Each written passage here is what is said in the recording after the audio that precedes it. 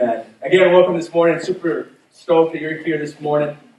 And one of the things that I've realized over now a decade that I've been here at Two Rivers is that life can get a little, really not complicated, but it can get really busy. You know, the more kids you have, it seems the busier you get. And so now I've gone from having toddlers to now it's teenagers. I got 3 teens. And I thought, man, it's going to get a lot easier. I'm going to coast when they're teenagers. They're going to start doing all this stuff, right? And my life is not going to be as hectic. Well, guess what? It's teenagers. And I have a 5-year-old, too, added to the whole mix. And so there's this growing sense where for us, we keep on adding stuff, more activities. And then added to that is this idea that, when you have teenagers, they also have passions. And when they have passions, you'll know this if you're a parent, when they have passions, a couple of things happen. One, you get busier, and second of all, you also have leverage, right?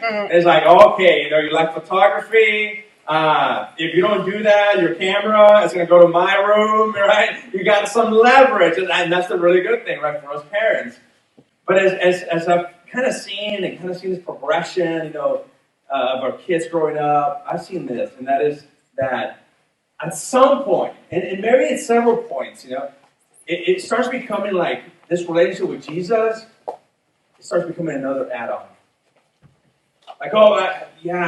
Jesus, Sunday, that's my time with him, or Monday night with men's group, or even Wednesday youth group, and next thing you know it, Jesus starts becoming this add-on into my life, into our lives, because we get so busy. And Jesus, let me just tell you, Jesus is not this activity that we can manage. He's not this add-on that we just kind of, add him into our life, into our schedule. That's not the way Jesus ever designed a relationship with him to be like. And yet, that's how we tend to live, actually, as if though we didn't have a sovereign ruler of our lives.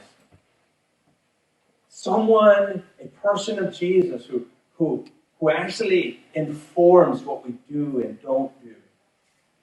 And so this morning, I want to just kind of tackle this idea, a couple of ideas of this relationship, the nature of the relationship that we have with Jesus Christ. And the reason I want to tackle that is because I think today I want to tackle two big ideas that are foundational to that walk with Jesus. And I think if we get these two big ideas right, I think if we just grab a hold of these two big ideas, our relationship with Jesus, it's not going to be one that we try and micromanage, but it's going to be so beautiful in our lives. And I want you to be able to experience this profound, abundant life that is found in our pursuit of that relationship. And so today is Big Brain Sunday. So just hang in there. It's going to be Big Brain Sunday, which means there's going to be these two big ideas that I think is going to lead to the third one. And this morning, when we hear those are foundational. So I want you to picture a house, right? I don't know if you know anything about construction. I don't, but I'm still bringing up this illustration. So you got a house, right? And you think about, oh man, what a beautiful house, right? That's pretty awesome. I like that house. But guess what? Underneath that house is a foundation. Is the foundation important for that house? Absolutely. If you have a cracked foundation, you'll have a cracked house, right? Mm-hmm. And is the outside important? Absolutely. But it needs also a good foundation. The foundation needs the house as well. And so, in the same thing with our relationship with the Lord. If we want a beautiful house outside, if we want to, not just outside, but inside of us, if we want a beautiful house, which we call relationship with Jesus, we need to have a good, firm foundation. To know better, it's good to know better so that we can do better. But before I get that, to the foundational big ideas, I want to just kind of do a brief recap for those of you who are joining us here today for the first time or just returning back. This is where we've been in the last couple of weeks. We started off with this, that the world, as you and I know it, is not as God created it to be. It's this whole idea that the world is broken, it's busted, and for some of us, you see it really often, right? Maybe you work in an industry or a job where you're like, yeah, I know it to be busted. Or maybe you've recognized that people are busted, and they do things that are just broken, and that's just the world that we live in. It wasn't always that way. It used to be where things were perfect in the sense of complete, and there was peace, and it wasn't broken. But we live in a world that is busted, is broken, and in our broken state, we try and fix our brokenness in places that can't satisfy. We look for places to fix ourselves in areas that we can't be satisfied. We try and fix ourselves, right? Or we try and fix other people, or other people to fix us. We go to the world only to destroy the very gift that God gave us. Or we end up just seeking out religion, hoping the religion may be able to fix me, but then quickly realizing the religion doesn't fix anything. It just covers up everything else that's inside. And then we talk about the heart of the problem. The heart of the problem is the what? It's the heart. It's an inside job. The boogeyman is not outside. The boogeyman is inside. Baba Yaga is actually inside. John Wick is inside in our hearts. You know, that's what sabotages us. It's us. It's inside of us. And because the problem is inside our heart, we got a massive problem. And the question was like, if that's the bad news, how do you fix it? How do you fix you? Religion is not going to do it. You can't do it. The world certainly can't fix you. And other people can't fix you either. And you can't even fix other people as well. Then we saw glimpses of the good news and the profoundness of it. And we just basked in Romans chapter 5. And we saw how it impacted our lives. And it's why you were enemies, in active rebellion against God. Christ died for you. When we were rebelling with a fist up, that's when Christ died for us. It's this whole idea that God died for enemies. Now, certainly, like for most of us, if somebody, if we would die for someone, it would be for our kids, right? And most of us would say, man, I'd take a bullet for my kid, right? Most of us would say that, some minor exceptions in there, but most of us would be like, man, I'll take it for my kid. But how many of us would take a bullet for the bullying our kid? I'd be like, not taking it. Deserves it, go get it. Well, guess what? Well, people were bullying Jesus into the cross. The very people that were doing that are the very people that God died for, or that Jesus died for. And we saw that He gave us good news. And we are given a new heart by the God of the universe. And we are given new desires in that new heart. And now we have this longing, this desire for God where we didn't have it before. We have this sense of, man, I want to just kind of press into God where before we didn't want to. And now we find our true satisfaction in Jesus. The empty wells that we were looking for, the broken cisterns that we were trying to find this satisfaction and completeness, we discovered it in Jesus, the person of Jesus. And boy, that is good news, isn't it? That we can find that sense of, man, it is right in the world. And not because it's right in the world, but it's right in the world because Jesus is at His throne in my life. And when we place our faith in Jesus, two foundational things happen. And that is this: we experience justification and adoption. When we placed our faith in Jesus Christ and repented of our sins, we were justified and we were adopted by the King of Glory. And that's what I want to explore this morning. Is those two ideas, justification and adoption. You might be like, man, what does that even mean? I'm so glad you're thinking that, because we're going to go right into it, because we live in a culture that we love justice. And you have been justified. And just think about it, like justice. When we think about justice, how many CSIs do we have? Like 3.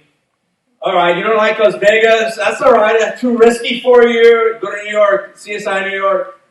Oh, it's too big of a city. No, don't worry. Go to the beach of Miami. See us on Miami. You do your pickings, right? We love this whole idea of justice.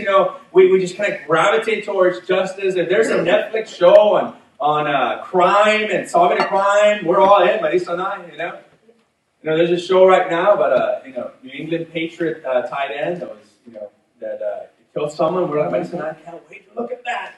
Why? Because we love this idea of justice. Except if it involves like us, right? Mm-hmm. Then it's like, well, no. If it's a ticket for a seatbelt, I mean, where's the justice in that, right? So go to Romans chapter 8, verse 28. Let's explore that, the fact that you were justified.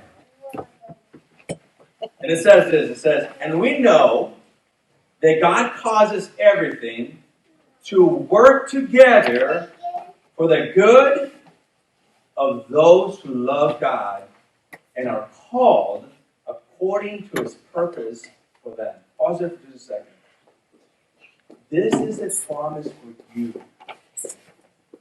This is not a promise for somebody who doesn't know God. This is a promise for His children. And He's saying, everything that works out in your life, I'm going to work it out for your good. Does that make sense? And He's not saying everything is good. He's not calling evil good. That's not what He's doing. What He's saying is, doesn't matter what kind of suffering or challenges or tension points you're experiencing in your life, God is going to work that for good. Now think about it. Whatever you're going through right now, whether it's a relational challenge, whether it's with your kids, whether it's the death of someone, He's going to work everything for your good. For your good. And you just got to look at that and be like, man, we have a God that really is so concerned for us and loves us so much that He's going to orchestrate life in such a way that you and I will be the recipients of some goodness in that. And then in verse 29 it says, for God knew His people in advance. Pause it for a second. God knew His people in advance. And your Bible might say, foreknew. Now, let me just put it this way. You didn't exist before you existed. In other words, like God, you're not like, there's not like a place in heaven where there's a whole bunch of spirits and God is like, okay, it's your turn. Boom, out of here. Go into your mom's womb. That doesn't happen that way. There's not like a celestial holding ground of spirits. I know the Mormons, that's part of their deal, but that's not who we serve. We don't serve a God that has this celestial being somewhere in a room contained, ready to be born. No. You became you in your mother's womb. That's when you were born. You didn't exist before you were conceived. Before you were, and this is the deal, before you were you, He knew you. Before you were you, He knew you. How? How can that be possible? Because He thought of you. He had you in His mind before you were even you. He had you in His mind. Now, just kind of capture that thing that He had you in His mind. You. Fill in the blank with your name. You were in His mind. And then He continues and says, and He chose them to become like His Son, so that His Son would be the firstborn among many brothers and sisters. So not only did He have you in mind, but He had you in mind for a specific purpose. And He said, He's going to be one of mine. Before you were born, He didn't look through the quarters of time to see what you would do. No. That's not the way God works. Before, He had you in mind for the very purpose of choosing you. And in verse 30 it says, and having chosen them, He called them to come to Him. It's like when Jesus says in John chapter 6 and chapter 10, it says, those who are mine respond to my voice. In the right time. In the right time. When you were in your moments of weakness, He called you. And you responded with faith. You responded to His call. And having called them, He gave them right standing, or in your Bibles you might say justification with Himself. And having given them justification or right standing, He gave them His glory. So He called you for that very purpose. He knew from the beginning of time. He created you for the purpose of justifying you at some point. And this is what justification means. To be justified is to be found innocent, to be made right. And you might be here this morning, you might be thinking, man, I don't feel innocent, man. If you knew what I did, oh my goodness, if you knew that the things that come to my mind, you'd be like, man, you're not innocent. I know what you're talking about. This feeling, your current experience rubs against this thought or this idea that you've been justified and you have been found innocent, to be made right. And you and I have been justified before God, the sovereign judge of the universe, has banged the gavel and declared us innocent. He's declared you innocent. So how do you do it? Do you cheat the system? Do you do a magic trick? Do you pull out the bunny out of the hat? How did he justify us, especially when we know that we don't feel innocent? A couple of things. You've got to realize, first of all, that a just God has to judge justly. Like if we're going to have a picture of God, we've got to realize that this holy God has to judge justly. We would expect that, right? We expect that of our human judges. Like if somebody goes to the court and they're going before the judge and they're a child predator and they came out with that gavel being rung or hit and the judge says, innocent, I'm telling you, several of us would have a shotgun in one hand, a closed fist in the other, and we go into the courthouse, right?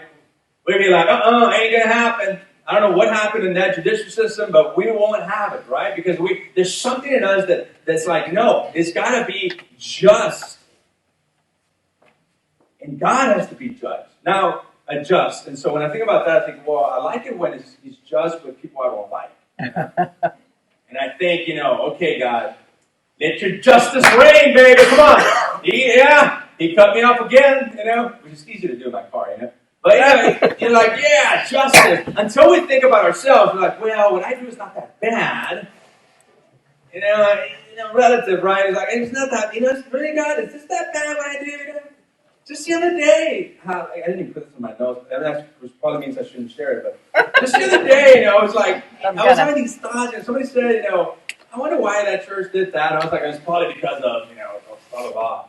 And I was like, oh, how wicked a thought that I had, like, man, I can't believe I thought that. And then I was like, wait a minute, I can't believe it because I got a heart problem. Mm-hmm. I got a heart problem. And don't look at me like you're like, oh yeah, Jesse, I'm sure you've had those thoughts where you're like, did I just think that, And we try and kind of blame the Satan. It's like, Satan behind me. And then you quickly realize, wait a minute, no, that was really mean. That was really mean. Satan didn't have to add to that. He didn't have to cultivate that. He didn't have to fuel that, put kerosene on it. No. That came all from Baba Yaga inside of me. He betrayed me. The boogeyman. And so, but you know what? Isn't that what Satan does, though? Satan is like, he's the accuser, and he's goes before the Lord, and I just imagine him just with two-fisted hands, saying, you look at him. And God looks at us, and he's like, no, he's innocent. He looks at Satan, and he's like, no, he's one of mine. I've declared him innocent. Well, how do you do that? Galatians chapter 2, verse 15. It says, you and I are Jews by birth, not sinners like the Gentiles, that's us. Verse 16, yet we know that a person is made right and justified with God by faith in Jesus Christ. That's the difference. It's the person of Jesus Christ. Not by obeying the law. In other words, there's nothing you can do. There's nothing you can contribute. There's nothing about you can say, well, I did. No. Like, you didn't do anything. You didn't do anything. You can't add credit. You can't say, well, was a good guy. Was a good girl. No. It's not by obeying the law. In other words, we didn't contribute to this. And we have believed in Christ Jesus so that we might be justified or made right with God. Because of what? Our faith in who? Christ Jesus. It's our faith in Christ Jesus that God has used in order to declare you innocent. Not because you have obeyed the law, for no one will ever be made right with God by obeying the law. In other words, it's Christ alone. I know in some religions they're like, no. It's what you do, and it's what Christ does, and maybe some prayers in there, so so you can avoid some of the the pain there. Like no. Like it is just Christ alone. The Lord gives you a perfection that is not yours. He gives you a perfection that's not yours. I heard this story about the Rolls Royce. It had to be a story because I have never seen one. And so this Rolls, this guy, multi-millionaire, he's driving his Rolls Royce. He had just bought it, and part of the model of the Rolls Royce is never breaks. The car never breaks. And so he's driving throughout Europe. And as he's driving throughout Europe, the car breaks. So he calls the company. It's like, hey, the car broke. And he said, oh, don't worry about it. We'll send a mechanic. So the mechanic is sent. The mechanic gets there, repairs the vehicle. He gets back in his vehicle, starts driving again. And he comes back after his long vacation in Europe. Must be nice. He comes back, and he's like, "Who's a multimillionaire?" They know their accounting, so he's like, "Hey, I haven't gotten a bill." So he calls the company. He's like, "Hey guys, you might have missed this, but I have no bill yet for the mechanic you guys sent." And then the person on the other line says, "What mechanic?" I'm like, "Well, there's a mechanic that was sent to repair the vehicle." It's like, "We didn't send a mechanic. There's no record of that." Because after all, our cars don't break. I was like, oh, wait a minute. No record? The way God sees you is as though you've never broken the law, the moral law. He looks at you as though you've never sinned. As it never happened. That's the way he sees you. 2 Corinthians chapter 5, verse 21 says, for God made Christ who never sinned to be the offering for our sin, or to become sin itself. That's literally what it says. So that we could be made right with God through Christ. He became sin who knew no sin. And that's the great exchange. That is the great exchange. God takes His perfection, His moral perfection. He takes everything of Jesus and He puts it in your account. That's what He does. That's what He did. Everything good, everything about Jesus, He put it into your account, and everything in your account, from when you were young to today, and by the way, and the stuff that we're gonna do, because we all stumble, we're all gonna fall and pick up ourselves and continue to move forward. All that stuff, He took that and He put it on Him. He who knew no sin became sin. And what's the certification of its proof? That it was paid? It's the resurrection. I want you to write this Romans chapter 4, verse 25. Because the resurrection is the proof. It's the exclamation point that this is true. That there was this great exchange. Now, the way I like to picture it is like going to court, right? Let's just say, I got busted without a seatbelt. Let's just say, I got busted, and so I have to go to court. Some of you know that this is not like pretending it actually happened. Yeah. So, let's just say that I got busted without a seatbelt, and not a big deal, right? Unless you're the trooper that got me, then it was a big deal. So I ended up, going to court. So I go to court before the judge, and the judge is like, well, you violated the law, right? You didn't put your seatbelt. That's in the books. It's a law. I'm like, but it's just a seatbelt. It's like, oh, it's just the law, right? And he's like, what's the law? You broke something. I'm like, okay. He said, well, here in our books it says that the just punishment for not wearing a seatbelt is actually to get is a death sentence. I'm thinking, what? But just a seatbelt, But doesn't Romans say that the wages of sin is death? Mm-hmm. So I'm like, oh, but it's just a seatbelt, right? It's just a seatbelt. Like, just a seatbelt. And by the way, if I didn't wear it, I'd be okay still because I'm flying through that little car, Hopefully it's safety. It's like, no, but you don't understand. It's a seatbelt, but the consequence of that law of breaking that one is your death. And at that point, I'm like, well, what do? Can't do anything. But let's just say I have my attorney. My attorney stands up and he's like, hey, we're like, wait a minute, Judge. Everything he's done, like the seatbelt thing and everything else, that he did before you actually caught him, and the things that he, is going to do after he gets released, right? I want all his record on mine. And I'll trade mine. This is an attorney that's never violated any single law since he started driving, since he's lived life, hasn't violated any single law whatsoever in the books. And he's like, you know what? I'll exchange. I'll get him mine, and I'll take his. So it's like, okay, how about the punishment? He said, I'll take the punishment. It's like the attorney, all of a sudden, goes before the judge, and he's like, I'll take the punishment. And then he calls him dad. Right? That's what Jesus did for him. He says, I'll do the exchange, dad. And he takes it. He takes it. And at that moment, God declares them as sons and daughters. Sons and daughters. And this is the second foundational idea. That is that you were adopted. You were adopted.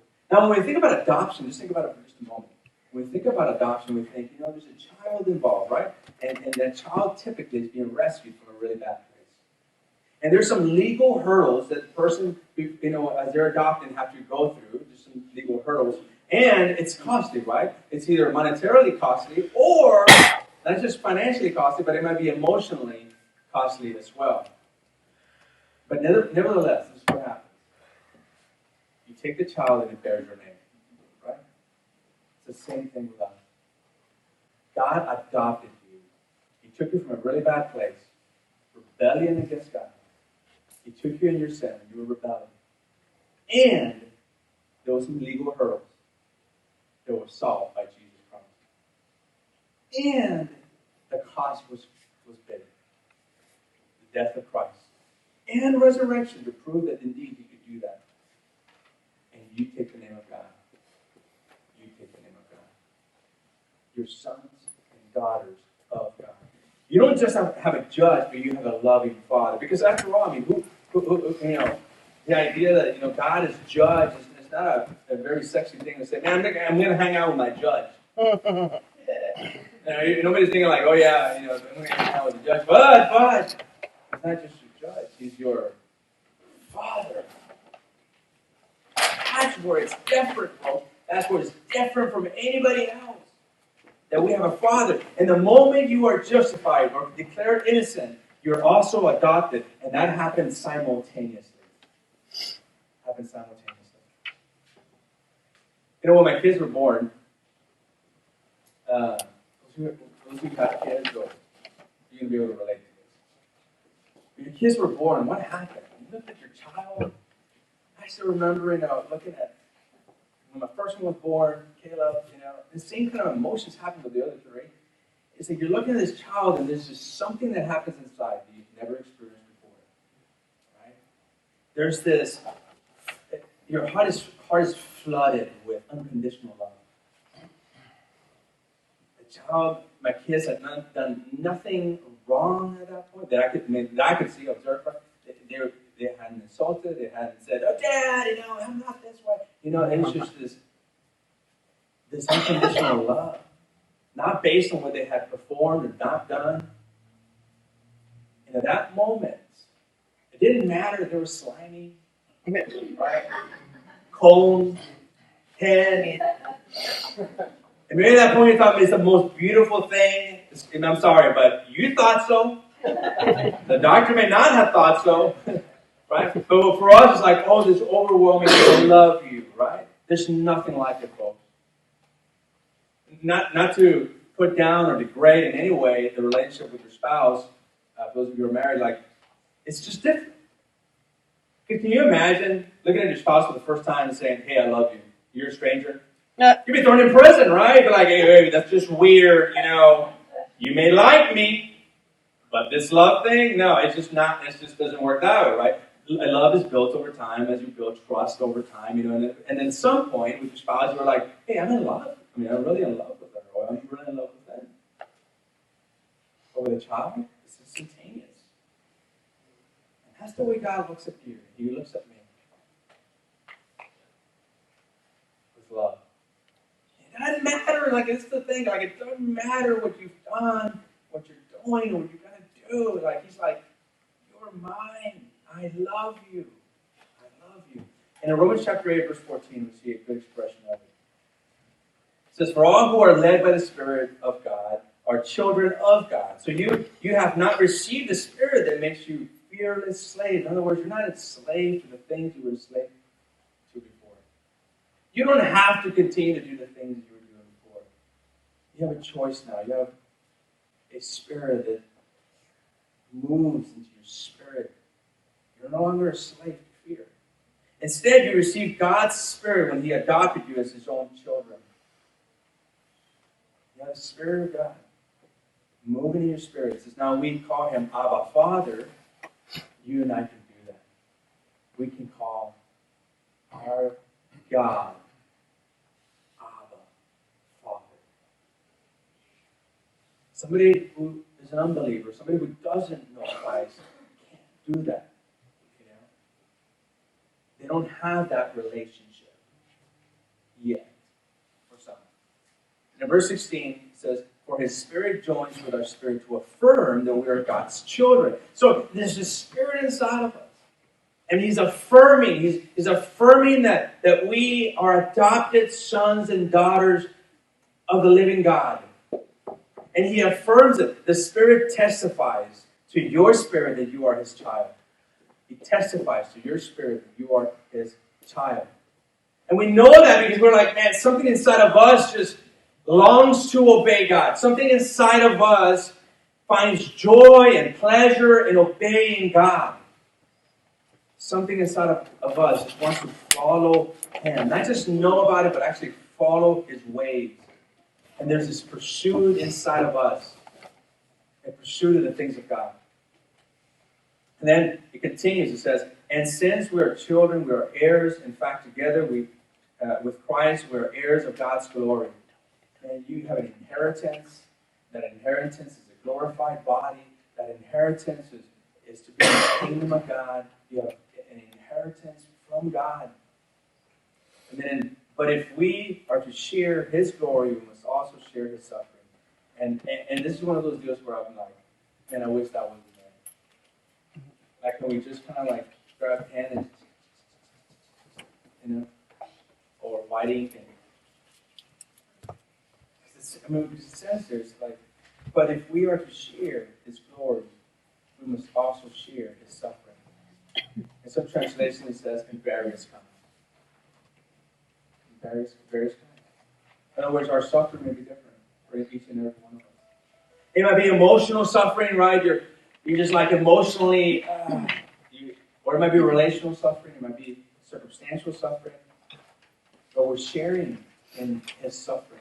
And oftentimes what we do is that we begrudge that time of suffering. We're like, oh man, I wish I didn't have this. And I get it, I'm there with you. But somehow God is using that to fuse you, bind you together. You're so together. Like experience the fullness of what it means to have a relationship with Jesus. And for some of you, you're here, and this is the one thing you probably need to hear. And that is your Father, He delights in you. No, not a better version of you, but He delights in you. No matter what you've done, no matter where you're at, no matter what's going to happen tomorrow, some of you need to understand that He still delights in you. Just like when you had, for those of you who had children, when you had your first child, and you're like, man, delight in my child. You know?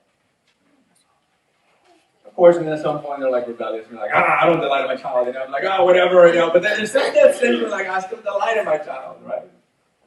We don't just kind of like push our children away. A perfect father doesn't ever push us away. Some of you need to hear that today. You may not feel innocent, but you are. You've been declared that you're innocent. You may not feel like a child of God because what you are adopted. His adoption stance. You know that when the Romans adopted children, they couldn't unadopt them. They couldn't just leave him behind. They couldn't say, well, it's not mine. They couldn't say, take the child back. The Roman culture, you couldn't do that. You couldn't just take the child back in the same way God never takes you back. He never says, you know what, I don't want you anymore. I'm just going to. You didn't choose to be adopted. You can't choose to be unadopted. It's a forever deal. Let's pray. Our Father,